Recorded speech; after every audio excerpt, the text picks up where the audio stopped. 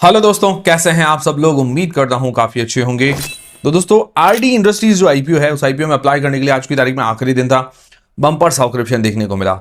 तो कितना पैसा लगा है, कैसा सब्सक्रिप्शन मिला है, वो तो चीजें जानेंगे। उसके अलावा अलॉटमेंट के चांसेस कितने हैं, 100 में से कितने लोगों को एक अंदाजन अलॉटमेंट मिल सकता है, वो हम जानेंगे इस वीडियो के अंदर।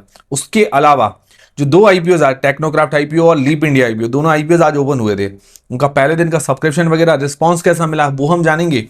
और लीप इंडिया आईपीओ, इसकी एंकर लिस्ट के बारे में हम डिस्कस नहीं कर पाए थे कल की तारीख में, क्योंकि थोड़ा लेट आई थी, तो उसके बारे में भी डिस्कस कर लेंगे। टेक्नोक्राफ्ट की तो हमने डिस्कस कर ली थी, ठीक है।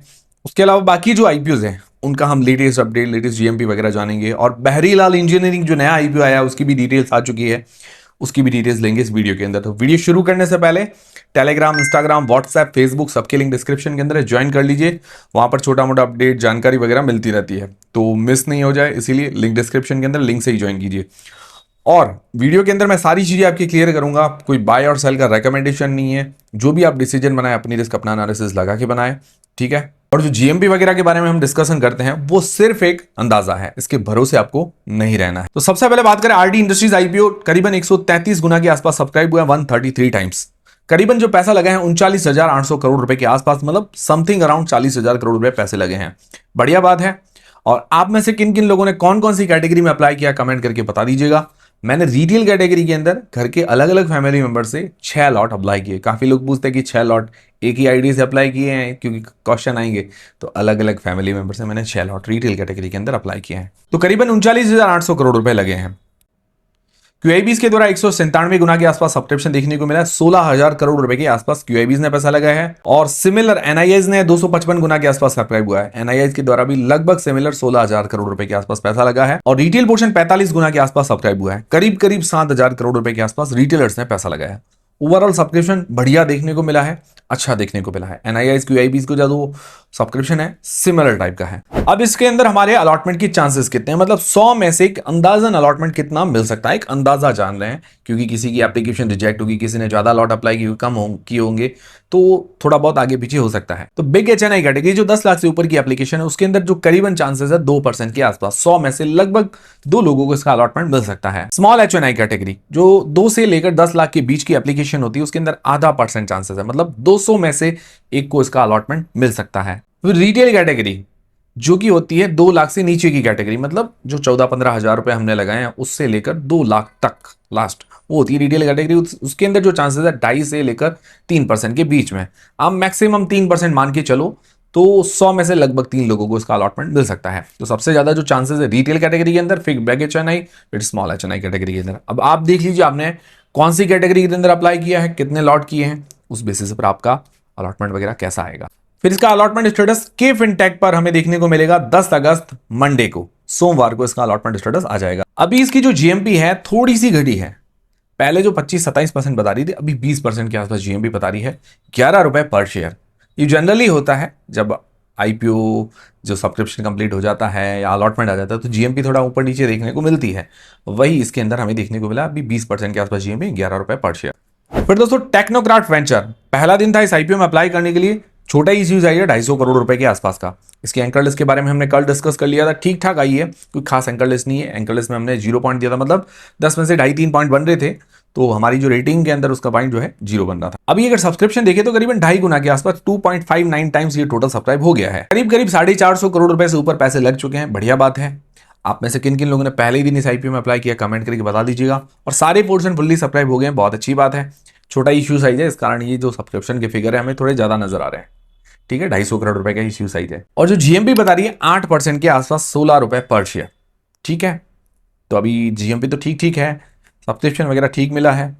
बाकी फाइनल अपडेट वाला वीडियो जल्दी ही आपको मिल जाएगा, उसके अंदर और ज्यादा डिटेल्स में सारी चीजें क्लियर हो जाएगी। अभी ठीक ठाक डिमांड है, ज्यादा डिमांड नहीं चलती है। फिर दोस्तों, जो लीप इंडिया आईपीओ है, जिसके बारे में मतलब जो एंकर लिस्ट है उसके बारे में कल डिस्कस नहीं किया था, आज भी डिस्कस कर लेते हैं। पहले बात आती है सब्सक्रिप्शन की, तो 0.26 टाइम्स, मतलब 0.26 गुना के आसपास ये टोटल सब्सक्राइब हुआ है। ज्यादा मतलब सब्सक्रिप्शन देखने को नहीं मिला है पहले दिन। पैसे इस पे भी लगभग 450 करोड़ रुपए के आसपास लगे, उससे थोड़ा ऊपर पैसा लगा है। लगभग सिमिलर अमाउंट है जैसा टेक्नोक्राफ्ट का लगा है, पर इसका इश्यू साइज बड़ा है 2400 करोड़ रुपए के आसपास का। और सारे पोर्शन अंडर सब्सक्राइब है, बट सारे पोर्शन का जो मतलब सब्सक्रिप्शन का श्री गणेश हो चुका है, सबने थोड़ा थोड़ा सब्सक्राइब कर लिया है और एम्प्लॉय पोर्शन फुल्ली सब्सक्राइब हो गया, बहुत अच्छी बात है। इसके कंपनी के जो एम्प्लॉयज हैं थोड़े ईमानदार है, फटाफट सब्सक्राइब कर लिया इन्होंने। ईमानदार मतलब कंपनी के प्रति इनकी ईमानदारी के भी आईपीओ आया है तो फटाफट से सब्सक्राइब कर लो। इसकी जीएमपी 14 रुपए पर शेयर 9% के आसपास चल रही है। डिमांड ठीक है, शुरुआत में डिमांड थोड़ी कम थी, अभी लगभग 9-10% के आसपास जीएमपी चल रही है, अच्छी बात है।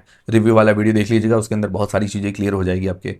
अब बात आती है एंकरलेस की। जो एंकर इन्वेस्टर्स के द्वारा पैसे जुटाए गए हैं 743.62 करोड़ रुपए, मतलब 743 करोड़ रुपए जुटाए गए हैं एंकर इन्वेस्टर्स के द्वारा। इसके अंदर अगर बात करें म्यूचुअल फंड्स की तो उसके अंदर सिर्फ एएमसी कंपनी के नाम अगर बताऊं तो axis mutual fund, Motilal Oswal, bank of India, JM financials, ITI mutual fund, grow mutual fund, उसके अलावा आदित्य बिरला, इस तरह के कुछ नाम शामिल है।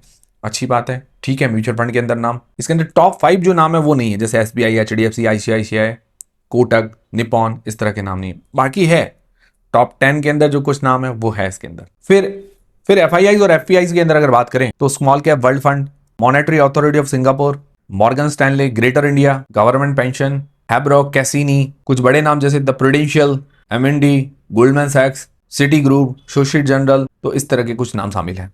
ओवरऑल एफआईआई के अंदर भी अच्छे नाम है, ठीक है। फिर इंश्योरेंस के अंदर आदित्य बिरला और अदर इन्वेस्टर्स के अंदर अल्फा माइन। तो मतलब एंकर लिस्ट ठीक आई है, जैसा मतलब साइज भी बड़ा है और 743 करोड़ रुपए एंकर इन्वेस्टर्स के द्वारा जुड़े हैं, तो ठीक है, एंकर लिस्ट नॉट बैड। लगभग आप मान के चले 6.5 जैसी रेटिंग इसके अंदर दे सकते हैं, मतलब आधे से लेकर 1 के बीच में एंकर लिस्ट के अंदर जो हमारी रेटिंग बनती है वो बनती है, और 10 में से जो हम इसकी रेटिंग दे रहे हैं 6.5 जैसी रेटिंग, ठीक है। फिर दोस्तों जो बाकी आईपीओज हैं उनके भी अपडेट ले लेते हैं। दूध ट्रांसमिशन आईपीओ जिसके रिव्यू का वीडियो में डाल चुका हूं, ठीक है, वो देख लीजिएगा।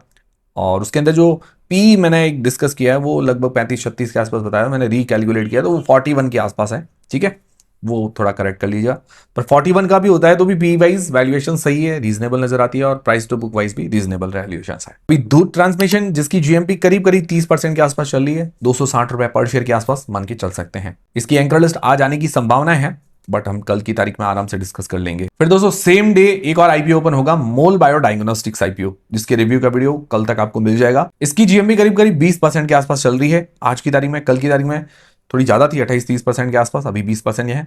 करीब करीब मान के चले कि भाई 160-65 रुपए के आसपास इसकी जीएमपी बता रही है। फिर 11 अगस्त को एक मिल्की मिस्ट आईपीओ ओपन होने वाला है, इसके भी रिव्यू का वीडियो लगभग कल तक आपको मिल जाएगा। इसकी जीएमपी करीबन 15% के आसपास चल रही है, 21 रुपए पर शेयर के आसपास मान के चल सकते हैं। डिमांड ठीक ठीक है, कल की तारीख में इसकी भी डिमांड थोड़ी ज्यादा चल रही थी, ठीक है। अभी जीएमपी थोड़ी सेटल हो रही है, मुझे लगता है जो डिमांड है वो एग्जैक्ट धीरे धीरे करके आ रही है, बट ये भी एक अंदाजा ही होता है, इसके भरोसे हमको नहीं रहना है, ऊपर नीचे हो सकती है। तो मेन बाकी जो कंपनी के फाइनेंशियल फंडामेंटल्स अच्छी चीजें दिखनी है, सिर्फ जीएमपी के भरोसे हमको नहीं रहना है। हाँ, जीएमपी जानकारी के लिए जान लेते हैं कि मार्केट में क्या हाल चल रहा है, और ये भी जानना जरूरी है, अवेयर रहना जरूरी है। फिर 12 अगस्त को एक और आईपीओ, शिप रॉकेट आईपीओ, 12 से लेकर 14 अगस्त के बीच में, ये लगभग परसों तक आपको इसका रिव्यू का वीडियो मिल जाएगा। इसकी जीएमपी लगभग 14% के आसपास चल रही है, यूं मान के चलें कि भाई 15 रुपए पर शेयर के आसपास मान के चल सकते हैं। फिर एक और नया अपकमिंग आईपीओ है जो बिहारी लाल इंजीनियरिंग आईपीओ, 12 से लेकर 14 अगस्त के बीच में ओपन रहेगा। इसकी डिटेल्स आ चुकी है। ये कंपनी का iron and steel manufacturer company है, ज्यादा डिटेल जब रिव्यू वाला वीडियो प्रोवाइड करवाएंगे उसके अंदर सारी डिटेल्स आ जाएगी। जीएमपी इसकी अभी 10% के आसपास चल रही है, लगभग मान के चले 30 रुपए पर शेयर के आसपास इसकी जीएमपी आज की तारीख में बता रही है। डिमांड देखते हैं, ठीक है, अब एक्चुअल में ये कैसी कंपनी है वो तो रिव्यू वाला वीडियो उसके अंदर डिस्कस होगा। और ये आईपीओ 12 से 14 अगस्त के बीच में ओपन रहेगा। 19 अगस्त को इस आईपीओ की लिस्टिंग है। फेस वैल्यू 10 रुपए पर आ रहा है। प्राइस बैंड 271 से 285 रुपए के बीच में रखा गया है, और साइज 52 शेयर्स का है। इसका टोटल इश्यू साइज है 301 करोड़ रुपए का, छोटा इश्यू साइज है, ज्यादा बड़ा नहीं है। फ्रेश इश्यू 93 करोड़ रुपीज के हैं। ओएफएस 208 करोड़ रुपए का है। मार्केट कैप 1205 करोड़ रुपए के आसपास का ही बनेगा, मतलब 1000 करोड़ रुपए के आसपास का मार्केट कैप है। छोटी कंपनी कह सकते हैं, स्मॉल कैप से भी आप कहें तो हल्की सी छोटी कंपनी है। तो थोड़ा ये छोटी कंपनीज में रिस्क रहता ही है कि भाई मार्केट कैप छोटा होता है तो उसका रिस्क थोड़ा बहुत रहता है। तो ये थे दोस्तों आज के अपडेट्स। उम्मीद करता हूँ हमारा वीडियो, हमारी जानकारी पसंद आएगी, हेल्पफुल रहेगी। वीडियो को लाइक जरूर करें, चैनल को सब्सक्राइब कर लें, कमेंट करके जरूर बताएं, हाई बटन जरूर दबाएं। और कोई बाय सेल का रिकमेंडेशन नहीं है, और जो भी आप डिसीजन बनाए अपने रिस्क अपना एनालिसिस लगा के बनाएं। मिलते हैं दोस्तों अगले वीडियो के अंदर।